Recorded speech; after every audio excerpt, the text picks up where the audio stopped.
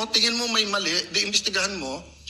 But it is unfair to me and unfair to the court that kung kailan siya patatawag siya sa Monday. Ano, intimidate mo ako? Hindi kita tatanungin sa Monday dahil mag-a-announce ka na iimbestigahan mo.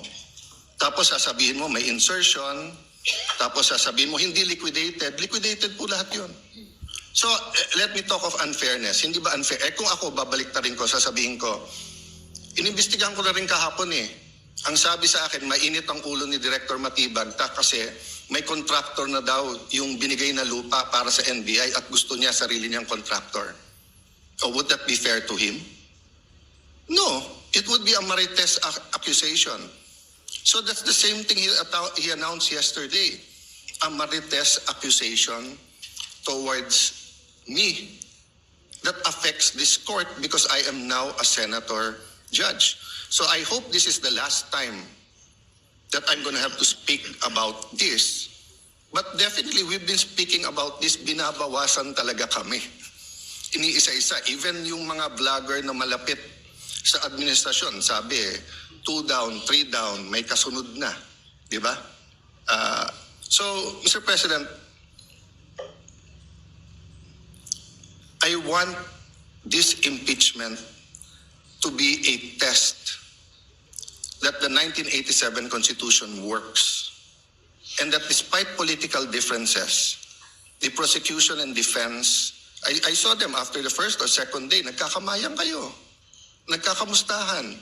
After the first or second day nung mainit na baliktaktakan dyan sa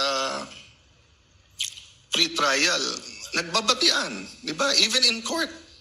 So we can't help but be emotional. We can't help but get mad at what we think is disgusting or sometimes crossing the line. But is there any question that for this verdict, whether it's for conviction or acquittal, to be accepted by the Filipino people, we have to make sure that the integrity of the court is intact. I will admit to you, nahirapan po ako. Wala si Senator Marcoleta. Iilan lang po kaming abogado dito. Si Senator Pangilinan, Senator Cheese, si Aimee is a law graduate, di ba? Pia. Senator Pia, Bam is a second-year law student and I'm encouraging him na tapusin niya. Total review na yung nangyayari ngayon. But it's not easy. 24 lang kami, nabawasan na ng 3. So I hope this issue of the integrity of the court becomes an issue for all of us. No, I'll repeat what I said when I was Senate President. Director, hindi mo kami natibag. So wag mo try itibagin tong representation na to o itong impeachment court because what you're doing is not helping. Investigate whatever you want to investigate. You want to investigate ba't ako nagpatubo ng balbas? Investigate mo, no problem with me. Pero wag mo nang i-announce kasi nga naaapektuhan yung integrity ng court. Thank you. Imbestigahan mo, tingin mo may